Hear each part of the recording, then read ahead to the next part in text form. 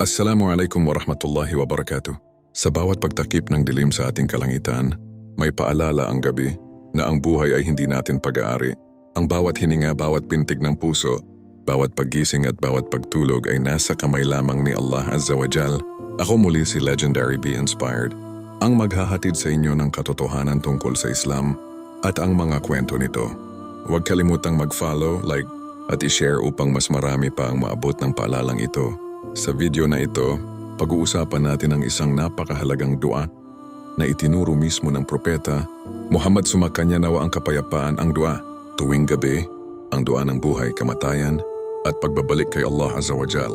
Ang dua, Allahumma bika amsayna, wa bika asbahna, wa bika nahya, wa bika namutu, wa ilaykal masir. Kahulugan: O Allah, sa iyo kami pumapasok sa gabi, sa iyo kami pumapasok sa umaga, sa iyo kami nabubuhay, at sa iyo kami namamatay, at sa iyo ang aming huling pagbabalik. Iniulat sa hadith ni Abu Dawud at At-Tirmidhi. Bakit napakahalaga ng dua na ito? Ang dua na ito ay hindi lamang simpleng panalangin. Isa itong malalim na deklarasyon ng pananampalataya. Una, inaamin natin na ang oras ay pag-aari ni Allah Azza wa Jal. Kapag sinabi nating bika amsayna wa bika asbahna, inaamin natin na hindi tayo ang may kontrol sa oras. Hindi tayo sigurado kung aabutan pa natin ang umaga. Surah Al-Asr, Wal Asr, Innal insana lafa khusr. Sa oras, tunay na ang tao ay nasa pagkalugi. Paalala ito na bawat sandali ay mahalaga at pananagutan natin sa araw ng paghuhukom. Ikalawa, inaamin natin na ang buhay at kamatayan ay kay Allah Azza wa Jal. Wa bika nahya wa bika namutu. Hindi pera, hindi doktor, hindi lakas ang nagbibigay ng buhay. Surah Al-Mulk, Alladha khalaqal mauta wal hayata liyabluwakum ayyukum ahsanu amala. Nilalang ni Allah Azza wa Jal ang buhay at kamatayan upang subukin kung sino ang may pinakamagandang gawa. Ikatlo, inaalaala natin ang araw ng pagbabalik. Wa ilaykal masar.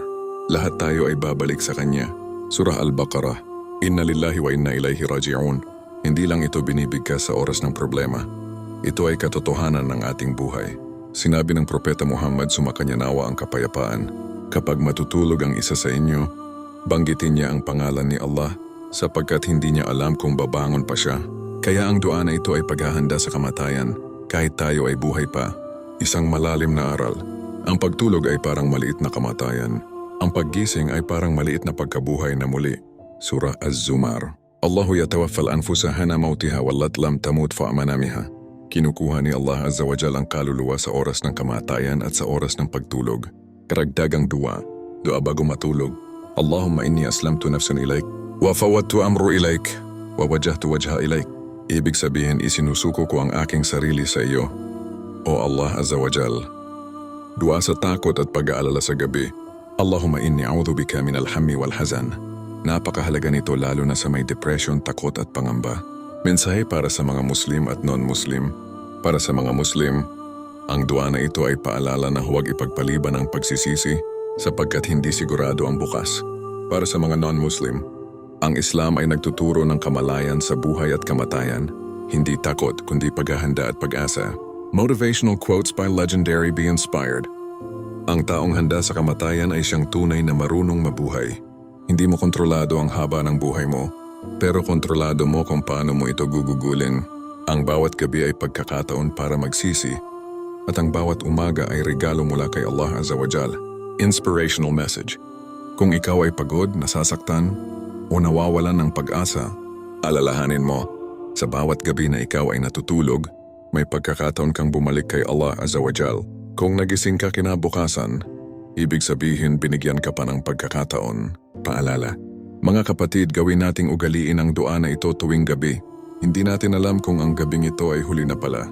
Bago mo ipikit ang iyong mga mata, banggitin ang pangalan ni Allah Azza wa Jal. Isuko ang iyong puso at ipagkatiwala ang iyong kaluluwa sa Kanya. Ako muli si Legendary Be Inspired, ang maghahatid sa inyo ng katotohanan tungkol sa Islam at ang mga kwento nito. Huwag kalimutang mag-follow, like at i-share upang mas marami pa ang maabot ng paalalang ito. Assalamualaikum warahmatullahi wabarakatuh.